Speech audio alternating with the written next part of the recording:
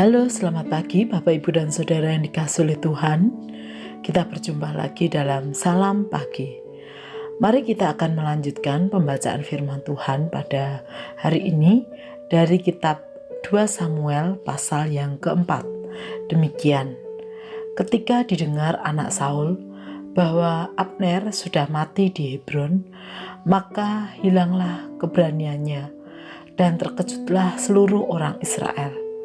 Anak Saul mempunyai 2 orang sebagai kepala gerombolan, yang satu bernama Baana dan yang kedua bernama Rekab.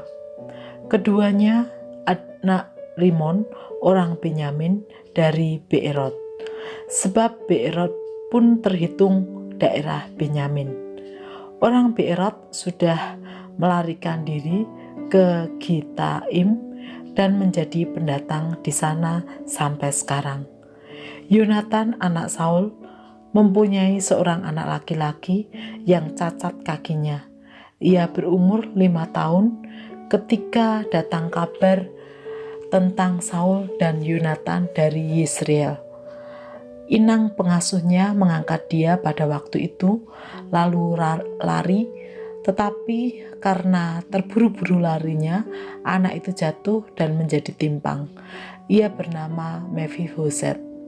Anak-anak Rimon, orang Beerot itu, yakni Rekab dan Baana, pergi lalu sampai pada waktu hari panas terik ke rumah Isiboset, ketika ia sedang berbaring siang hari. Kebetulan penjaga pintu rumah itu mengantuk dan tertidur ketika sedang membersihkan gandum. Demikianlah Rekab dan Baana menyusut ke dalam. Mereka masuk ke dalam rumah itu ketika Isiboset sedang berbaring di atas tempat tidurnya di dalam kamar tidurnya, membunuh dia lalu memenggal kepalanya. Mereka membawa kepalanya itu lalu berjalan semalam-malaman melalui jalan dari arah Bayurdan. Kepala Isiboset itu dibawa mereka kepada Daud di Hebron, dan mereka berkata kepada raja, "Inilah kepala Isiboset anak Saul, musuhmu itu yang ingin mencabut nyawamu. Tuhan pada hari ini telah membiarkan tuanku raja mengadakan pembalasan atas Saul dan atas keturunannya." Tetapi Daud menjawab Rekab dan Baana, saudaranya, anak-anak Rimon, orang Beerot itu, katanya kepada mereka, "Demi Tuhan yang hidup, yang telah membalaskan nyawaku dari segala kesesakan, ketika ada orang yang membawa kabar kepadaku demikian, Saul sudah mati dan memandang dirinya sebagai orang yang menyampaikan kabar baik, maka aku menangkap dan membunuh dia di Siklak, dan dengan demikian aku memberikan kepadanya upah kabarnya.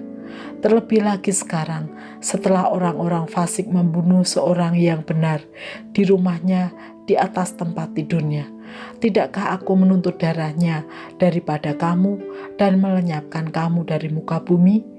Sesudah itu Daud memberi perintah kepada anak buahnya untuk membunuh mereka. Tangan dan kaki mereka dipotong, kemudian mayat mereka digantung di tepi telaga di Hebron. Tetapi kepala Isiboset diambil dan dikuburkan di dalam kubur Abner di Hebron. Bapak, Ibu, dan Saudara yang dikasihi oleh Tuhan, dari teks yang kita baca, kita dapat melihat bagaimana Rekab dan Baana ingin mencari muka di hadapan Daud yang menjadi raja menggantikan Saul. Cara yang mereka pakai sangat kejam, yaitu demi mencari muka di hadapan Daud, mereka membunuh anak Yonatan, yang berarti cucu Saul. Anak itu timpang karena cacat di kakinya dan pernah jatuh. Mereka bangga berhasil membunuh Mephiboset atau Isiboset dan membawa kepalanya ke hadapan Daud. Namun sayang, apa yang mereka lakukan itu bukannya mendapatkan ucapan terima kasih dari Daud atau penghargaan, namun justru hukuman. Mereka lupa bahwa Daud adalah pribadi yang sangat menghargai Saul, bahkan juga seluruh keluarganya.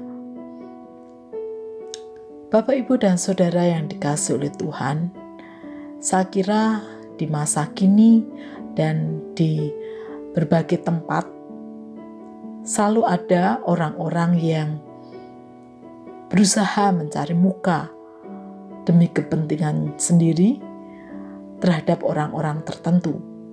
Tak terkecuali juga di sekitar kita, atau bahkan mungkin kadang kita juga tergoda melakukannya.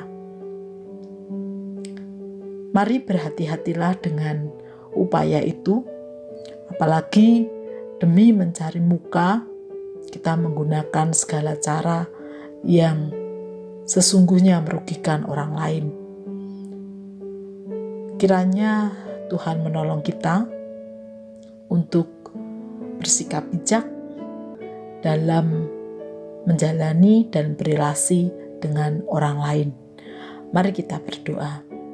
Tuhan, bantu kami agar kami melakukan setiap tugas dan tanggung jawab kami dengan baik, menjalin relasi, komunikasi dengan siapapun tanpa motivasi yang buruk atau demi kepentingan kami pribadi, dan jauhkan kami dari tindakan-tindakan yang tidak berkenan di hadirat-Mu. Kami menyerahkan hidup kami, Tuhan, sepenuhnya ke dalam tangan kasih-Mu. Di dalam nama Tuhan Yesus kami berdoa. Amin.